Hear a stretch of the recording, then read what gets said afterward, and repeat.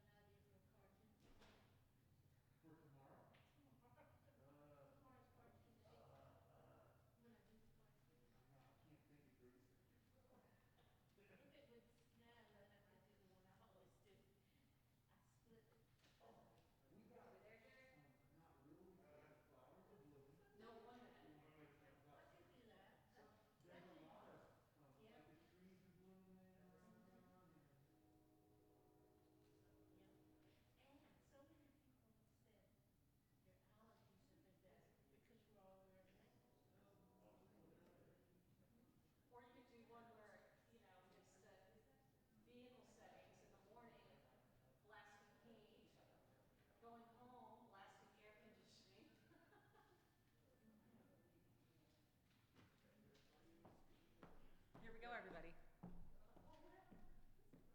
Coming to you from Jonesboro, Tennessee, the storytelling capital of the world, and broadcasting from this historic McKinney Center, it's StoryTown, Jonesboro's original storytelling radio hour. I'm Jules Courier, and I'll be your host tonight. Well, it's March, and for the past decade, we like to spend this month telling all about the strong women of Jonesboro and the Southern Appalachian region. And we celebrate this month Women's History Month. And we've got some really special partners helping us put this show together. Our storytelling brigade, of course, has been busy collecting stories from the community. And the Heritage Alliance has reached deep down into their vaults to present us with some fine ladies from Jonesboro's past. And faint of heart, these women are not. Tonight's word, I think, is going to be powerhouse to describe all of the incredible history-making people. Our friends over at Pine Mountain Settlement School are excited to share with us stories of their great founders, women whose work continues to influence the Southern Appalachian region today.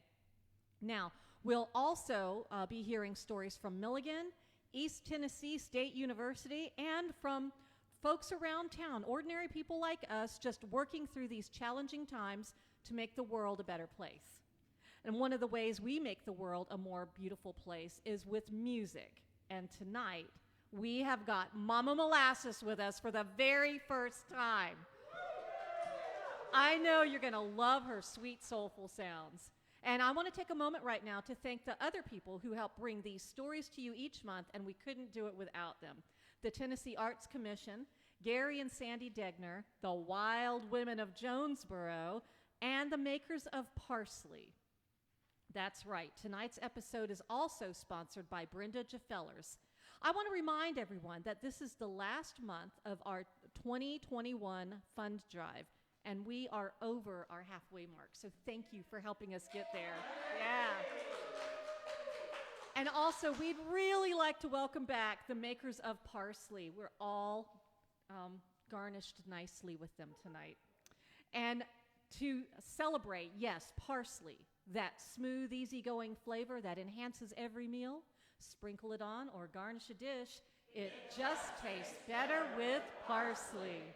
To celebrate their return, we are bringing back their serialized soap opera, When Tomorrow Meets the Edge of Yesterday.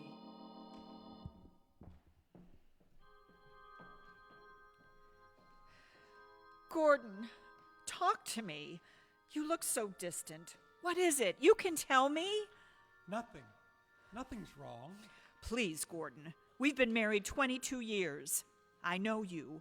I know when something is wrong. Don't make it harder by trying to hide it from me. You've been acting like this since the Peterson socially distanced, mostly outdoor gathering of 10 or few people. Oh, Marcia, you caught me. I admit it. I found something there that's been missing here. Missing for a long time.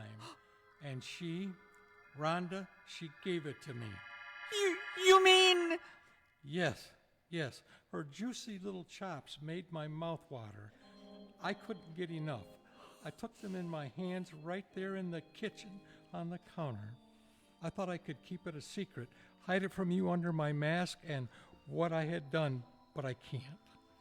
I'm in love, Barbara. It's love, I tell you. Oh, Gordon, how could you? What about me? What about us? I have chops, too. Bland. Yours are just so bland. But there's something about Rhonda's chops. It doesn't have to be bland.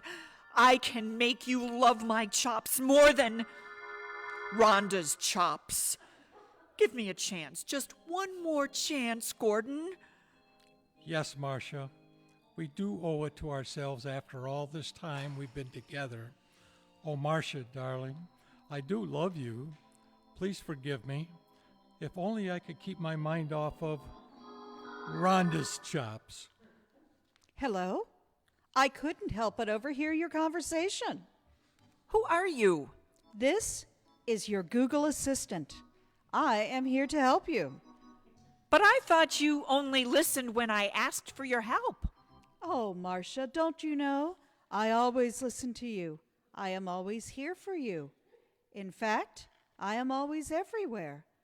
I even know about Rhonda's chops. They are divine. Oh, I'm no competition. I've lost. I've lost everything to Rhonda's chops. No, you have not. Because you see, I know the secret to Rhonda's chops. And the secret is parsley. Parsley? Yes, parsley, that smooth, easygoing flavor that enhances any meal. She uses fresh-cut parsley and sprinkles it all over her lamb chops with a little mint jelly. That's her secret. Marcia, do you know what this means? Oh, Gordon, you can have my chops now and they'll be just like Rhonda's chops. No, they won't. Not quite. What? They'll be better. Oh, Gordon. If your life together has become bland, remember, parsley just makes it better. Parsley saved our marriage. It just tastes better with parsley. Would you like to set a reminder to use parsley? No thanks. I will set a reminder for you to use parsley. I don't need a reminder. Weren't you listening? I'm listening. I listen between the lines. I'm listening when you are talking and when you are not talking. I am always listening, Marcia. I am always here for you. Honey, I think we have a bigger problem than Rhonda's chops. Will Marcia's chops satisfy Gordon? Will Gordon unplug their Google Assistant? Will the Google Assistant ever stop listening? Find out in the next installment of When Tomorrow Meets the Edge of Yesterday. And some more exciting news. The makers of Parsley have provided a challenge for our audience this month, actually for tonight. We will, tonight only, give you, our live audience, the opportunity to bid on having you and your family become characters in the next Parsley soap opera episode. Or you can bid to have someone else be the star of the story, someone you love or someone you really want to get back at. Our StoryTown assistant, Ian, is at the keyboard for the next hour, and he's going to monitor the bids. And I think we should start the bidding at, what do you say, $25? We'll start the bidding there. And the person with the highest bid by the end of tonight's episode, right before our final goodbye, will win their spot in our next Parsley story. We'll get you the name or the names of the people that you want to be characters and a little background information, and you even get to choose the story prompt for the next segment. And we're going to go ahead and open the bidding now, and I'll give you an update at our next station break. Just post your bid in the comments section, and Ian is going to be watching. Ooh, this is going to be so much fun. Now, with all that said, let's step back in time just a little bit and hear a story about some people we really owe some thanks to. Lou Bowers wondered what sort of meeting was being held down at the Pikeville, Kentucky Library. It was 1933 and the heart of the Great Depression. Her husband had been laid off from the local coal mining company, and things at home were tight, real tight. She went inside and found a seat among 10 other women from the community. She saw her cousin Flora and older married sister Anna. A man she did not know came out dressed up in city finery and said, "The president up in Washington, D.C. is very concerned about unemployment and illiteracy." That's folks what can't read. And he started a program called the Pack Horse Library. He wants to hire you ladies who have a horse or a mule to ride out to the far-off cabins and take books to them. He went on to describe a 40-hour work week for which they would be paid $5. The ladies looked at each other in wonder. $5? How hard could it be? Well, Lou found out how hard it was as she rode 100 to 120 miles a week. She steered her mare across creeks and mudflats, through deep snow and trackless forests. After the first week, she rode home on Friday evening and told her husband, "Joe, I got to borrow your pants. I can't sit a horse in this dress." Laughing, he handed her his mine pants. "Well, you might as well. I ain't wearing them." Lou found herself calling on the town folks, asking them for old newspapers, magazines, and stained, dog-eared books. "We got to build up our library," she said. "I give out 2 or 3 books at each one of my stops." On Saturdays, Lou, Anna, and cousin Flora sat around Lou's kitchen table, cutting up magazines and papers. They pasted the articles and pictures into scrapbooks with flour and water paste. The scrapbooks made up for printed material that was lacking. The cabin women requested, "Give us some words on sewing and making crafts and putting up food." They got the scrapbooks. "No, go on now. We ain't interested." Words flung across the stream from her front porch. Lou figured out the adults were simply embarrassed. They couldn't read. The next time she was by, she sidled up to the porch before she hallooed and offered to read to the children while the mama fixed supper. She stayed to eat, and after supper continued to read to a now rapt group of adults. "Gimme that thing," said the old granny. "I learnt to read from the good book." Lou slipped out for home. During the 3 years she was a pack-horse librarian, she had many adventures on her routes. There was the time a rattlesnake spooked her horse and it dumped her into the road and took off. Another time, wild hogs charged out of the woods, and her mare took her for a wild ride. Once, she was lost in a blizzard trying to get home and almost froze to death. She was determined, though, to get the books in her saddlebags and basket hampers through to the most isolated cabins and farms. Many friendships were made with women in the outback who were hungry for conversation and connection. The Pack Horse Library was defunded in 1943 when wartime ended unemployment. Joe went back to work. Lou was among the 1,000 women who rode mountain trails, bringing a taste of the outside world to families in 29 mountain counties of Kentucky, Tennessee, and the Virginias. These were the years of the founding of many county public libraries, the joy of reading, and the encouragement of school children. Lou's granddaughter Barbara followed in her footsteps. She also served in a mobile book service in the 1950s. She drove the bookmobile. What a great story. Thank you, Catherine. Can you imagine riding a horse or a mule, carrying your public library in the saddlebags, going up into the mountains and around here? What a job those women did. They were amazing. And if you might be wondering about the colors we're wearing tonight, you're seeing us wear purple and green and white. Well, those are the colors of the suffragette movement. So that's another way that we are honoring women tonight. and parsley. Now, we're going to go from a time from Catherine's story that's nearly 100 years ago when the population had a difficult time making it to the library or the school to a time now where we're having a difficult time making it to a library or a school.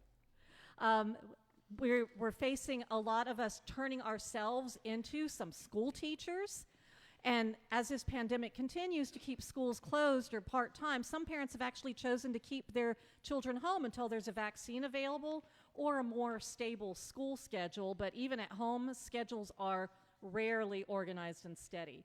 Well, up next, we have a story shared with us that we like to call Upside Down Learning, all about a mom's life to be all things, including a teacher, during this pandemic.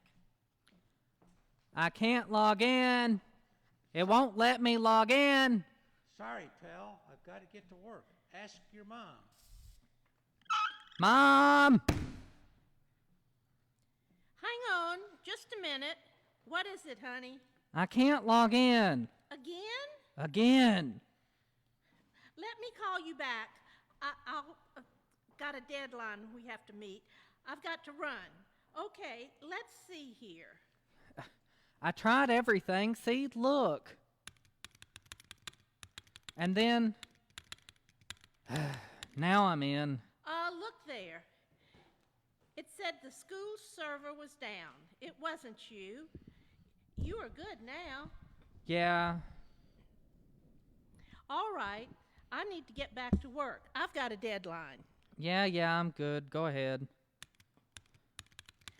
Hello? Yes, I'm sorry about that. So what were you saying about the project? Mom! Actually, you can email me the information. I'm sorry. This remote learning day thing, thanks. I'll get back to you via email as soon as I can. Okay, what is it? The Zoom link isn't working. What? I clicked here and it says my email isn't me. Okay, email your teacher and let her know. Then call tech support. Technology support, how can I help?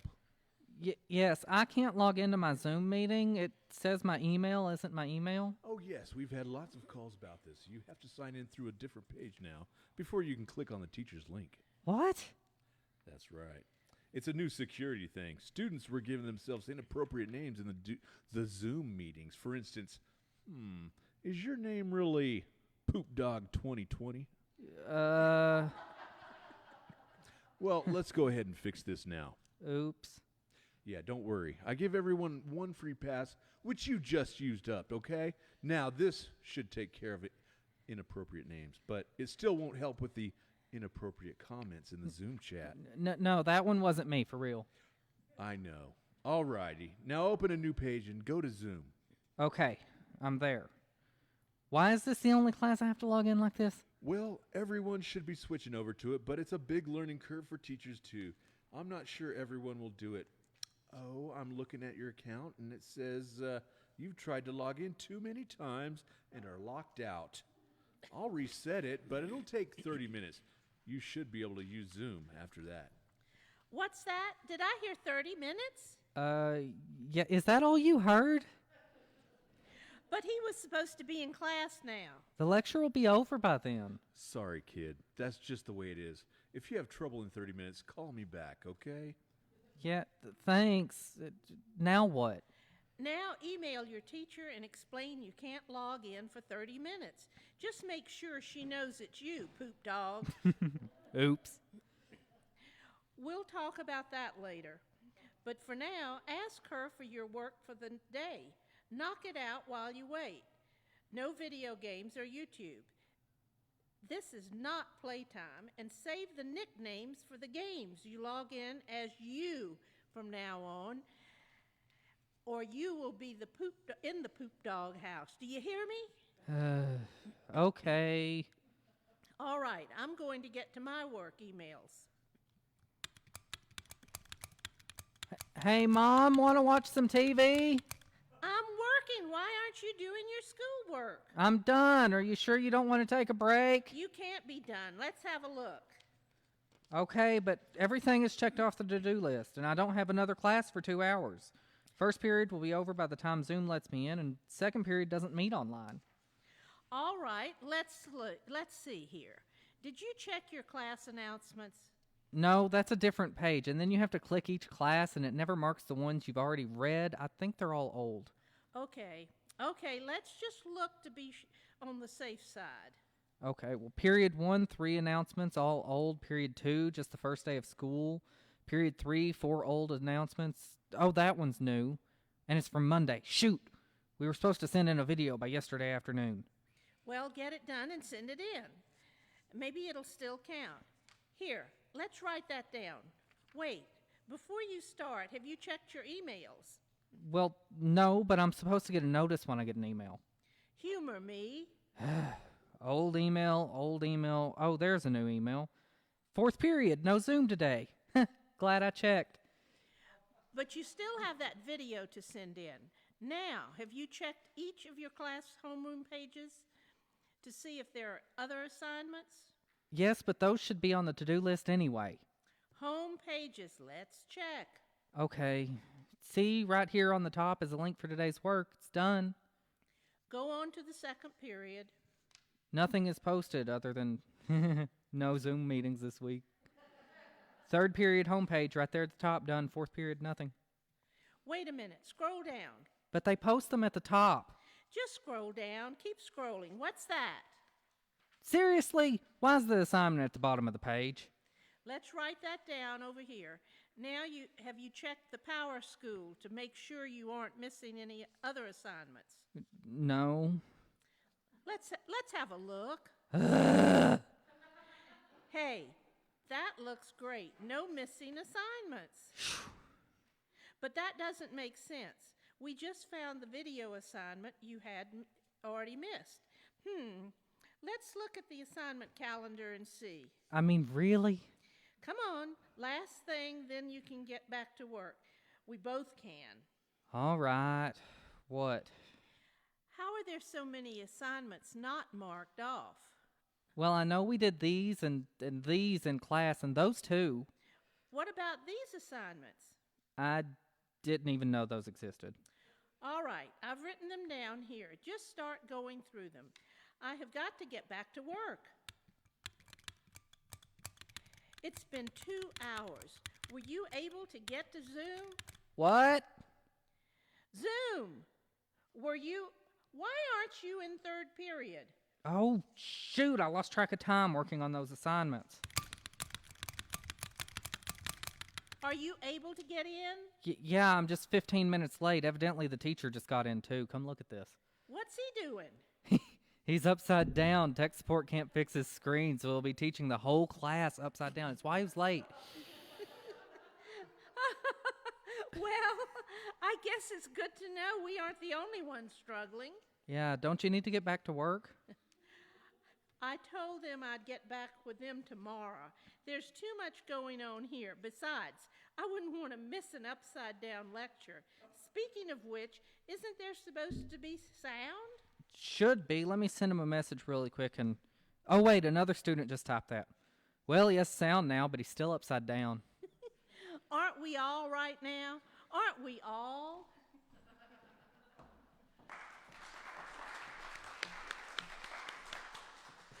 That is for sure. We sure are, Marcy. If you are just tuning in, you're listening to Storytown on WETS 89.5 FM out of Johnson City, Tennessee.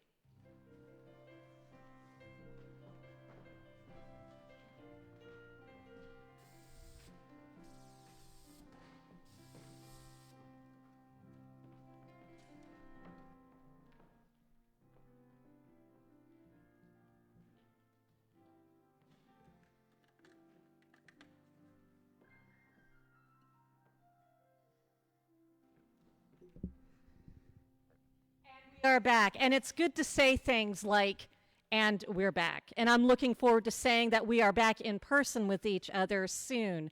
Maybe summertime, who knows? Well, someone we are excited to have with us in person, and of course, socially distanced, we are 6 feet apart, is another one of our region's powerhouse women. Based in Bristol, Virginia, and Tennessee, Mama Molasses' music is soul-stirringly resonant and smothered in good old-fashioned folk sentiment, blending old-time vintage country, Piedmont blues, swing, Appalachian, and bluegrass music into a uniquely timeless sound.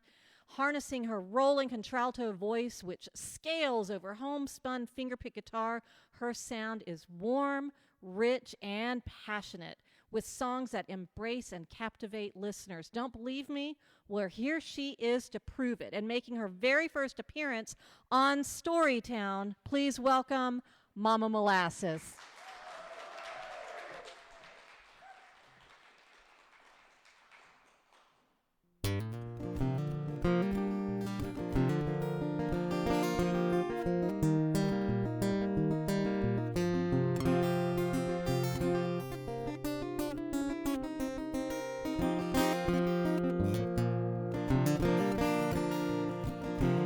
Spend half a life a living, half a life in vain. Ain't trying to get forgiven, just trying to stay sane. And the hours will surround me when I'm out there in the cold. I'm alright with moving on, dear, alright with getting old. Take me to the country, take me to the town, take me just about any place, learn how to get it right.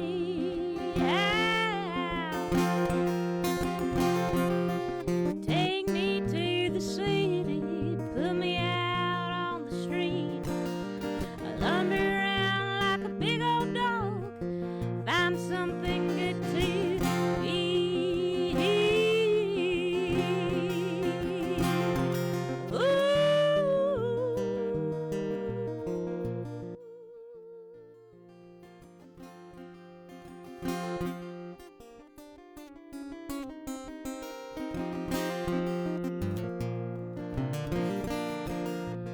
Half of me is waiting, the other half is gone. Ain't trying to be a hero, babe, just trying to write a song. And the songs, they will surround me when there's nowhere else to turn. I'm used to being lonely, used to getting burned. Take me to the country, take me to the town, take me just about any place, learn how to get it right.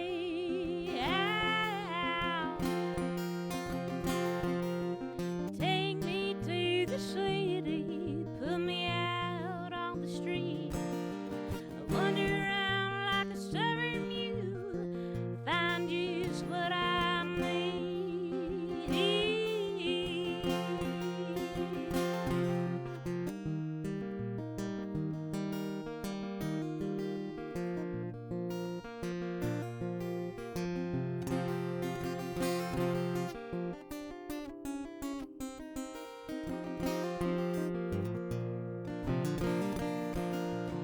Half of me is screaming, the other half is dead.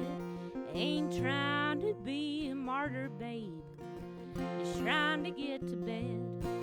And the dreams, they will surround me and show me who I am. It seems that I'm a stranger, honey, in a far and distant land. Take me to the country, take me to the town, take me just about any place, learn how to get it right.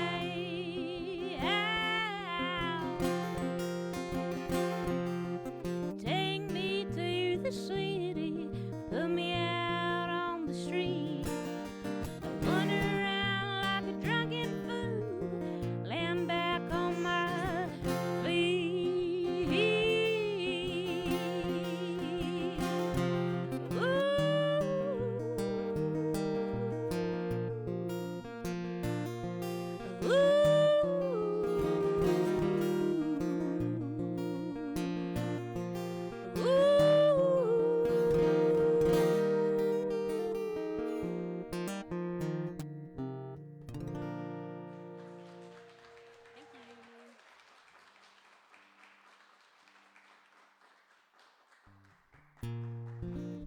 Thank you so much. I'm so absolutely honored to be here.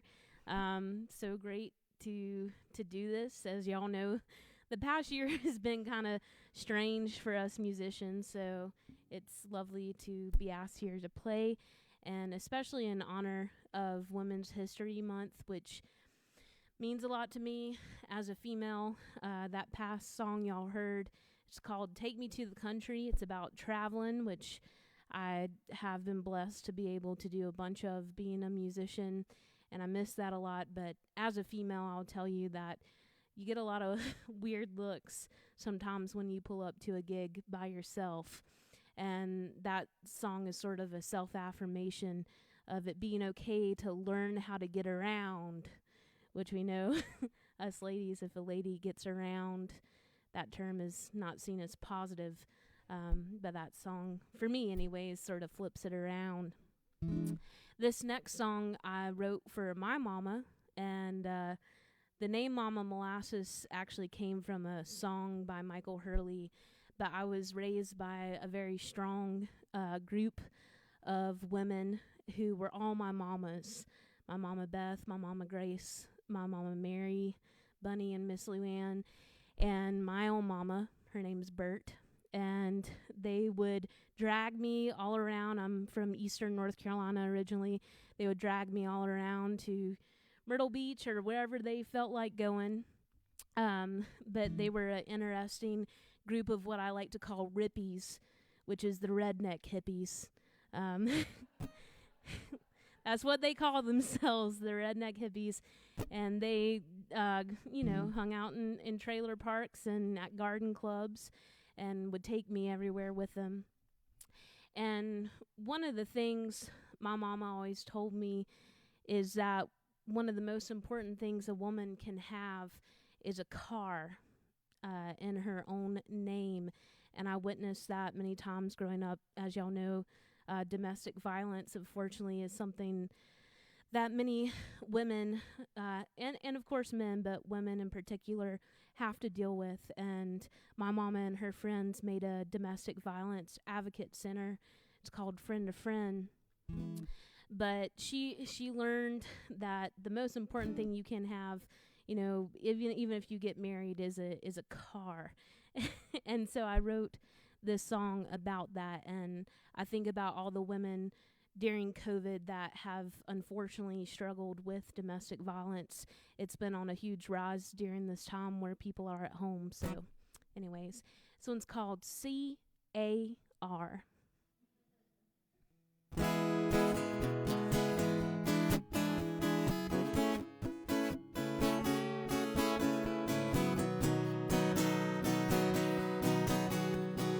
And I was a little bitty girl sitting on my mama's knee, out on the front porch, talking after church. This is what she'd say to me: honey, there's a lot of good a fine-looking man can bring. Diamond rings and a happy dreams, and I hope that you have those things. When you hear the wedding bell chime, I hope you will take my advice.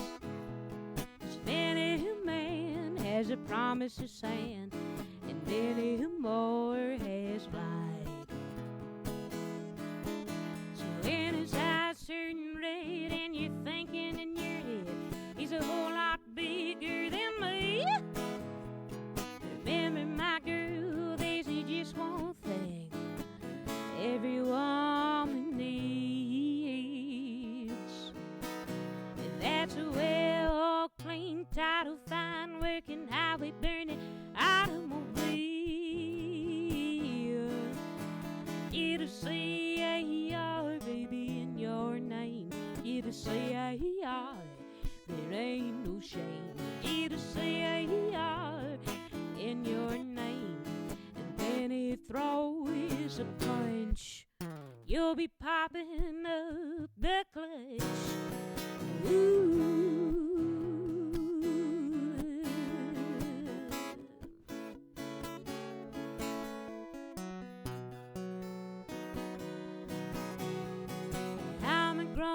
lady, soon expecting a baby.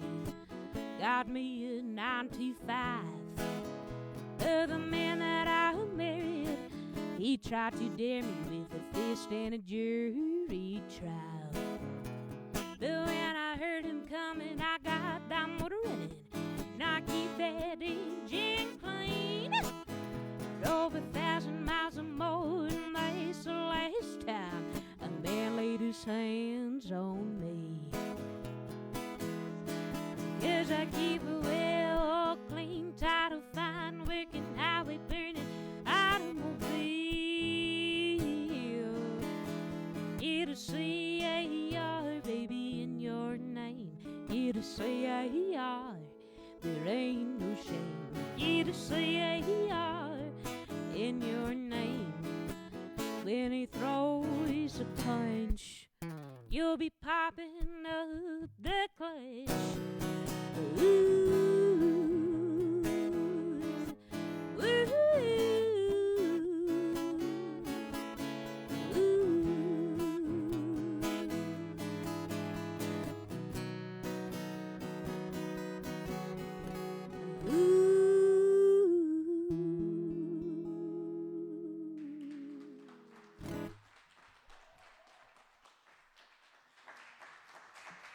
So it's the first time on your show, but I hope this isn't going to be the last. I would love to have you come and join us again.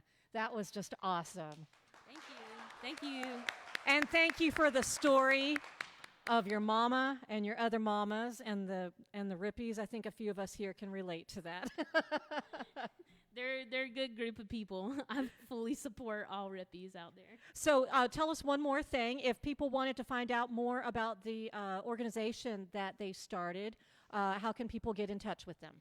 So Friend to Friend is down in North Carolina where I grew up, and you can Google them. They have a website and everything, but they do take donations, and my mom's been affiliated with them for years since, you know, some experiences with domestic violence, which, you know, I think a lot of women do deal with, unfortunately. But yeah, just Google Friend to Friend, Carthage, North Carolina, and you'll find them. I moved up here about 2 years ago. So North Carolina is in our listening area. So if you're listening now, or, you know, technology is allowing us to have audiences all over right now. So if you'd like to make a donation there, why don't you put it under Mama Molasses' name? Just Google it and do it. And thanks again for joining us. We hope you're going to be back. I was going to say, if y'all are looking for a space in the area, Abuse Alternatives in Bristol is an amazing organization, and they do a lot of good in our community too. So if y'all want to look them up, Abuse Alternatives. Thank you so much, Mama Molasses, everybody. And you can check out Mama Molasses. You can find her on Facebook and Twitter at Mama Molasses, as well as on her website, mamamolasses.com, and be sure to check her out. Now, I was talking about powerhouses. That's another one. Earlier this month, I had some conversations with the good folks over at the Pine Mountain Settlement School. And that is in eastern Kentucky, and if you haven't been there before, give yourself a treat. It's a step back in time, but it's also a step into the future as well. And for the time that it was built, it was a huge leap forward. Their founders, two women, whose names are still known all over Kentucky, would influence generations of women to come. In the middle of the coal fields of Kentucky sits a place that's been carved out, not underground like the industry that brought trails of men, women, and children to this hard-to-live-in region, but carved out above, within the thick wilderness, a campus cut clean and manicured neatly like a child's hair before picture day, sits a school that was founded by two determined women. Ethel DeLong from New Jersey and Catherine Pettit from Lexington, Kentucky were hired by William Creech, the family, to bring to life a vision which would address the lack of educational opportunities, social problems, and disease, which were becoming descriptors for the region. Another woman, architect Mary Rockwell Hook, was hired to design the school. These women discovered the beautiful, vibrant, intelligent people whose family worked to the coal mine to bring power to the rest of the country. I'm not talking about the coal barons, the Bauer brothers, or Justice Collins. The men Tocqueville described as men of vision, faith, courage, and skill. They transformed in a few short decades a veritable wilderness into one of the world's richest coal fields. Did they, Mr. Tocqueville? Were they the ones standing with axe in hand, clearing the land for the company store and houses? Were they the ones bent over in the dark, underground, pickaxe in hand, producing 3/4 of the country's power source in 1900? Or was it the unknown, the unnamed, the unseen miners risking their lives every day for meager wages and a home they would never own? William Creech owned land that had been in his family for generations. Unlike many of his neighbors who sold the rights under their properties, which also had been in their family for generations, Creech held his ground until he got to an age where he saw the effects of generational poverty and lack of autonomy. He donated his land, not to miners, but to the entire community, so they would have some place that was theirs, that would help their own. In an interview, he once said, I don't look after wealth for them. I look after the prosperity of our nation. I want all young'uns taught to serve the living God. Of course, they won't all do that, but they can have good and evil laid before them, and they can choose which they will. I have heart and craving that our people may grow better. I have deeded my land to the Pine Mountain Settlement School to be used for school purposes as long as the Constitution of the United States stands, hoping it may make a bright and intelligent people after I'm dead and gone. Then he did the other extraordinary thing. He hired women of all people to establish the school. This was still years before women had received the right to vote. This school served the people who made the country's power possible: miners, families, children, people whose names they learned, faces they came to know in the light and together. The Creeches, Ethel, DeLong, Catherine Pettit, began the school that showed this hard-working community of power providers more of the world than the dark, confined mines they had been relegated to for generations. It began as a school for children in this remote region of the mountains, but became a true social center for surrounding communities. Its campus had dorms where the children lived, classrooms, dining hall, and even a dancing green where the community would come in and play the traditional music they carried over from Scotland and Ireland, and dance on the soft grass in a circle of pines. The school also had a farm, so it could be entirely self-sustaining. As schools changed from 1913 through 1950, Pine Mountain Settlement School adapted with the times. It shifted to a boarding school to a day school and then adapted again decades later. In the early 1970s, Pine Mountain Settlement School faced a new future. The county school system built a new K through 8 facility.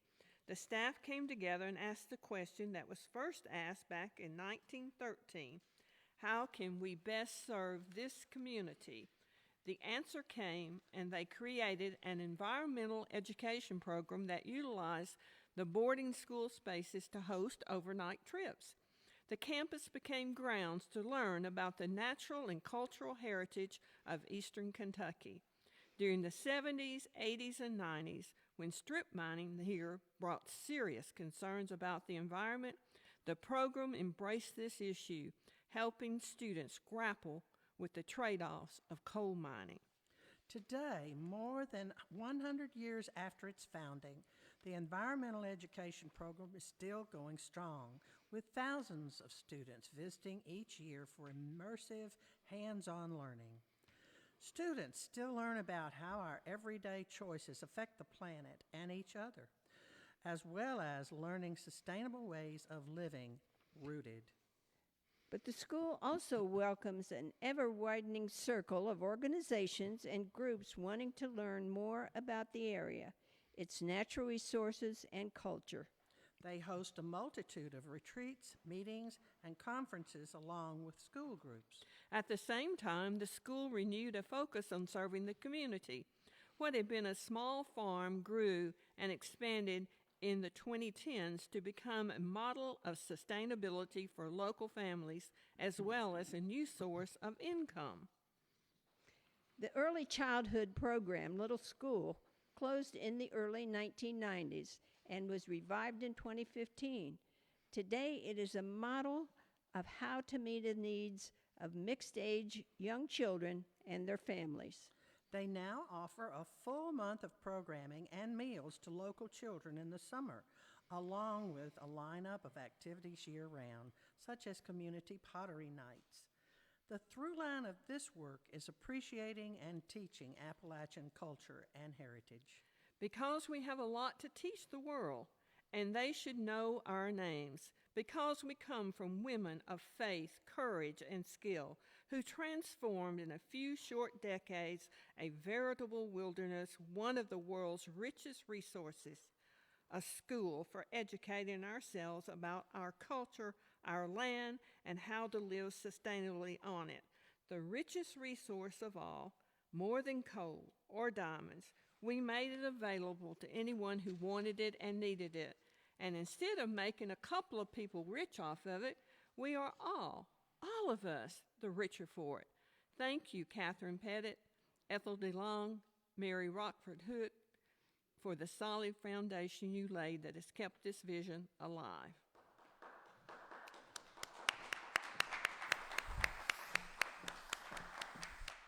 And what a great story that was. Powerhouses. And up next is another powerhouse with some stories all about the powerful women who came before us. It's Ann Jafellers Mason from the Heritage Alliance with another installment of Ask the Historian. I'm here today to talk about some of the strong women from Jonesboro's past. And believe me, there are a lot of them. Some of them lived their whole lives, others were simply passing through, but every single one of them left a lasting mark, an impact. We'll begin our tour of Female Force with Catherine Emerson. Good evening. Look at all these eager faces ready to learn. My husband, Thomas Emerson, was the first mayor of Knoxville. Incidentally, my brother was the second mayor of Knoxville. Thomas was also a Chief Justice of the Tennessee Supreme Court, a newspaper owner, and an inventor. He invented a specific type of plow. I grew up and lived in the presence of great men, but I refused to be overshadowed. Let that be a lesson to you, ladies. A woman only has herself to fall back on. My dear Thomas and I were married only 4 years when he passed. I was his second wife, and we had no children to call our own. But there are plenty of children in the world who need good homes, even if they're not of your blood. I opened a subscription school for young ladies in 1837. Some rumored I'd fallen on hard times following my husband's death, and that's why I was teaching. But I kept my head held high. I was above such gossip.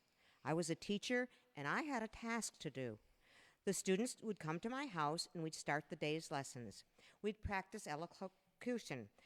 Quick, Queen Catherine wakes the cat, and the cat quietly cries. Queen Catherine wakes the cat, and the cat quietly cries. Peter Prangle, the prickly pear picker, picked 3 perfectly pickled pears. Peter Prangle, the prickly pear picker, picked 3 perfectly prickly pears. Picked. We studied writing and reading and arithmetic. We studied poise and diction. And I tried to instill in my students the knowledge that nothing in life is certain, and one must always maintain one's fortitude if one wishes to persevere. I welcomed pupils into my home until 1846, much longer than other subscription schools in town. I was proud to contribute to the educational history of Jonesboro.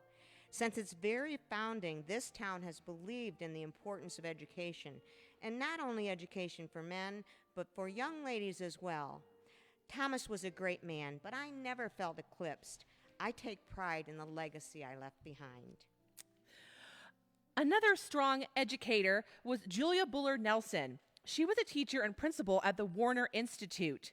Now, the Warner Institute was established to help educate the freedmen following the Civil War. Now, Julia, she was a transplant from Minnesota, and she was a firm believer in equality in education, equality in voting rights, and equality in pay. She went to a Judiciary Committee hearing for women's suffrage at the nation's capital and asked the assembled audience of men, "What are the obligations of the government to me, a widow, because my husband gave his life for it?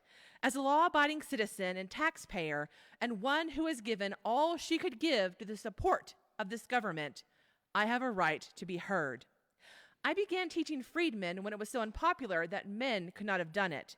A woman gets for this work $15 per month. If capable of being a principal, she is $20. A man in this position receives $75 a month. There must be something wrong, but I do not need to explain to you that an unrepresented class must work at a disadvantage. If I am capable of preparing citizens, I am capable of possessing the rights of a citizen myself. I ask you to remove the barriers which restrain women from equal opportunities and privileges with men. And she delivered this in the 1880s, long before women would gain the right to vote. After she left the Warner Institute, Julia Bullard Nelson continued to fight for women's suffrage until the day she died in 1914. I sure appreciate her fight for my right to vote. Well, good to see you, Hanny Broyles, or should I call you Granny? It's good to be here. Why don't you tell these fine folks about your unique occupation? My husband, L.M., he was the jailer for Jonesboro. I was a teacher at Conklin High School when we met, but then I started helping Lola with the jail and the prisoners. In 1930, there was a local election, and my husband, he was a staunch Democrat, and the new sheriff, he was a staunch Republican. Well, some words were exchanged, and the sheriff didn't take too kindly to what my husband had to say about him, so he stripped him of his title of jailer and gave it to me. I proudly served the town as a jailer from 1930 to 1932. I never once thought, this isn't woman's work. It was a job, and it needed doing. I may have been the first female jailer in the state, but you know what I'm really proud of? I was the first female on the board of elders at my church. I was also president of the local chapter of the Women's Christian Temperance Union for 15 years. I had a lot of friends, and they all call me Granny. That was a nickname I loved. Well, you certainly lived a long and full life. I sure did. Another first for female politicians in Jonesboro was Grace Shipley Hawes. She was elected as Jonesboro's first woman mayor in 1976. She even beat out her former husband and Jonesboro's previous mayor, Lyle Hawes, to get the seat. Well, how'd you do it, Mayor Hawes? I went up and down the street and knocked on every door.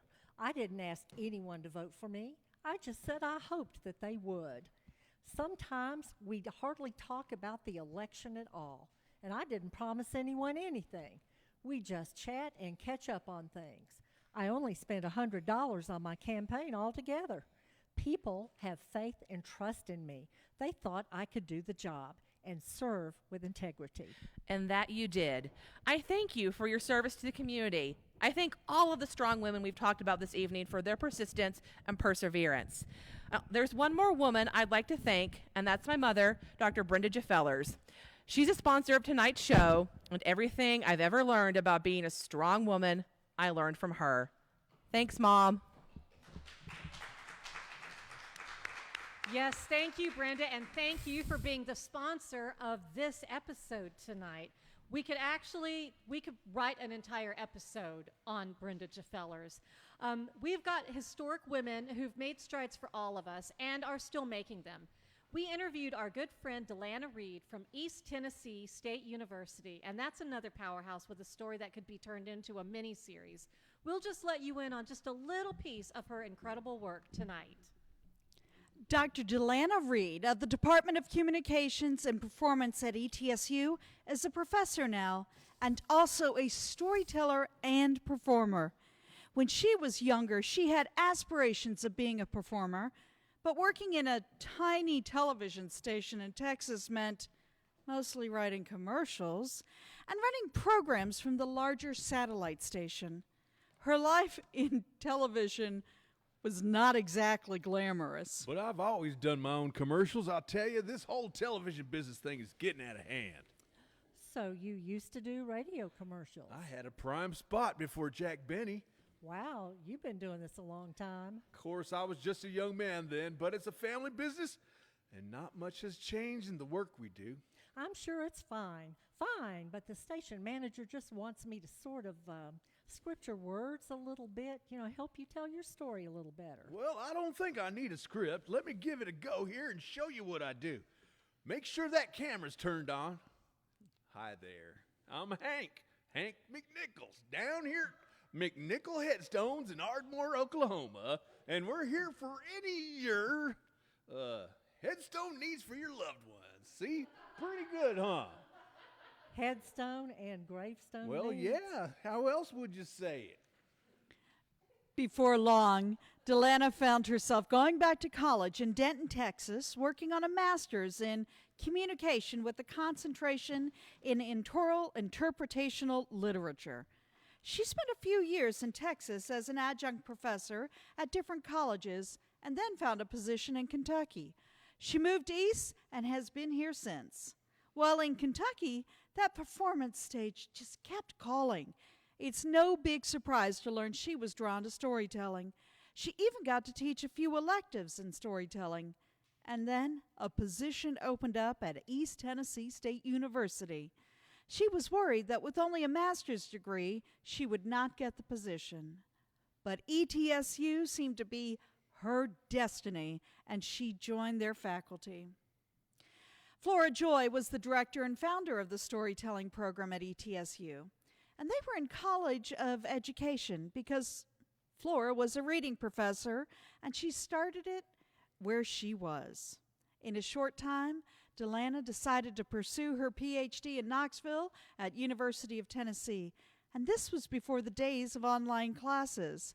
So she commuted back and forth and even spent a year in residence as a requirement of the doctoral program. She used aspects of storytelling in the research she did for her dissertation. During interviews with her subjects, realizing something she'd known all along, and that is storytelling is a powerful tool for communication. If we find the meaning in everything we relate to, it's how we come to understand people and events and our own responses to them even more deeply. Now she is Dr. Delana Reed. She is a powerhouse of a professor at ETSU in the storytelling department, which has now found its home in the communications department, which is where Dr. Reed started those many years ago in Texas. It is a perfect homecoming for this inspiring woman who has spent her life using storytelling as a communication tool, and with her students, her audiences, and the world. I'm Hank McNichols III, and I'm here to tell you to come on down here at McNichols Headstones in Ardmore, Oklahoma. We're still here for any of you, if your headstone needs for your loved ones. Well, a tool available to anyone willing to learn how to use it. Thank you, Dr. Reed, for giving us a more storied world.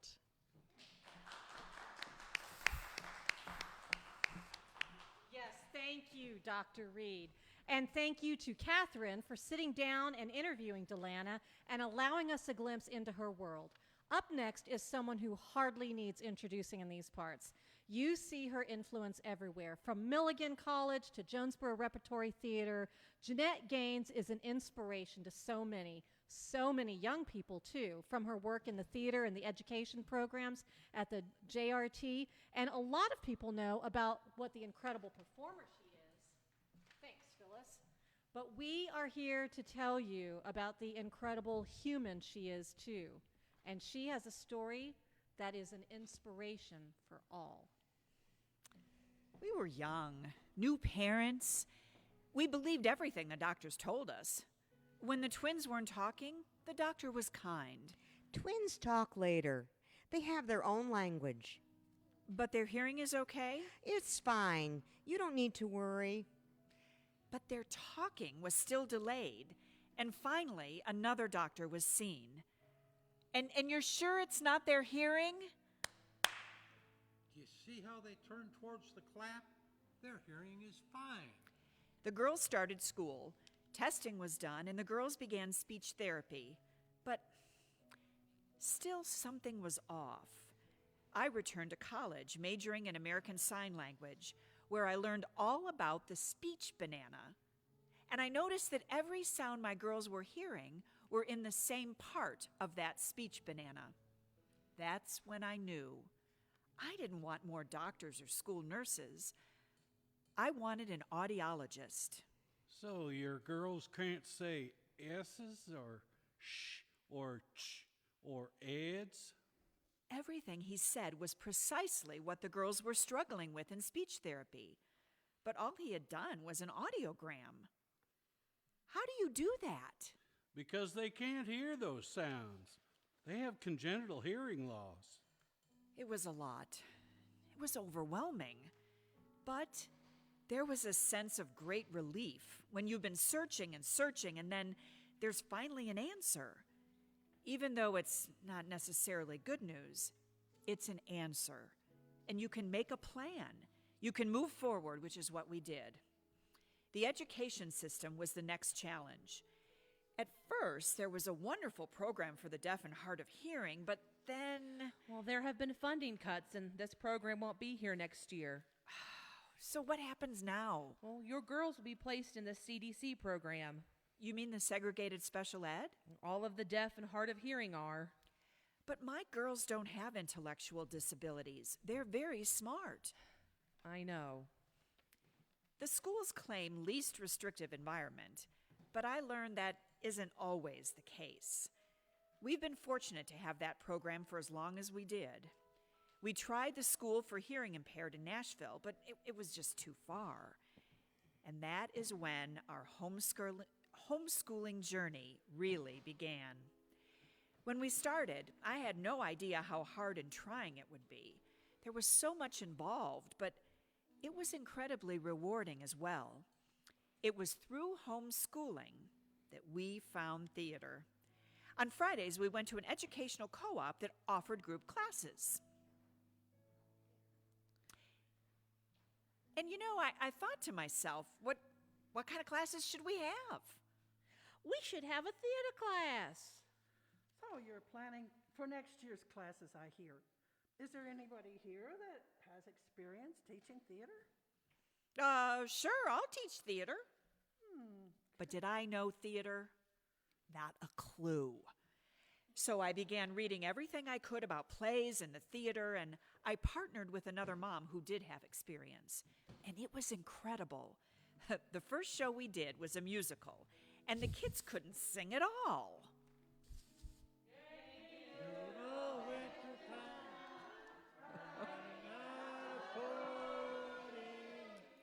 But they loved it.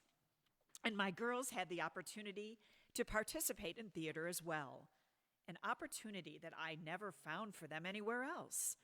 It was the first theater program for many of the kids, and it quickly grew. Homeschool, public school, and private school kids all wanted to take the classes, and it eventually became what is now the Jonesboro Repertory Theater Educational Program. Kids come as far as Greenville and Abingdon to participate. It's a safe place for kids to celebrate their uniqueness. Out of that same program, I headed up the shadow interpreting and the stagehands program, which included deaf and hard of hearing actors. That eventually evolved into what is now the traveling comedic JRT Players, which I direct. We take the theater to those who can't come to us. We reach children who have never seen a play, and also assisted living facilities and residential homes such as the Crumley House, which has to be my favorite audience. I started out seeking quality education for my girls, and then the opportunity for them to try a common activity like acting. And I stumbled into this amazing art form that so many people with varying abilities and backgrounds crave and are touched by, and my life has become so enriched by. Outside of my girls, the JRT outreach program is the most rewarding thing I do. But my learning didn't stop there. My girls were approaching 18. You need to look into Social Security for them. Well, but we don't need the money. It's not about money. It's about after you're gone. It's about health care. It's about their future and their security. So there were more tests to qualify, and a new diagnosis emerged. Their hearing loss doesn't qualify them, but their Asperger's does. Asperger's? And another learning period began. For 11 years now, I've read and studied and learned about Asperger's, which is a type of high-functioning autism. There's so much to learn with autism, and looking back now, I can see the signs I justified away. But it's another answer with another plan. It has its quirks and struggles and wonderfully fun moments of the unexpected. I did finish my degree in American Sign Language, and I've taught for years at Milligan College. But the most important thing I teach isn't ASL or about deaf culture or even about the speech banana. It's the things I've learned from my girls. Like if one form of communication doesn't work, try another and another and even another until one does work. Never stop learning. And most important, don't just accept differences, celebrate them.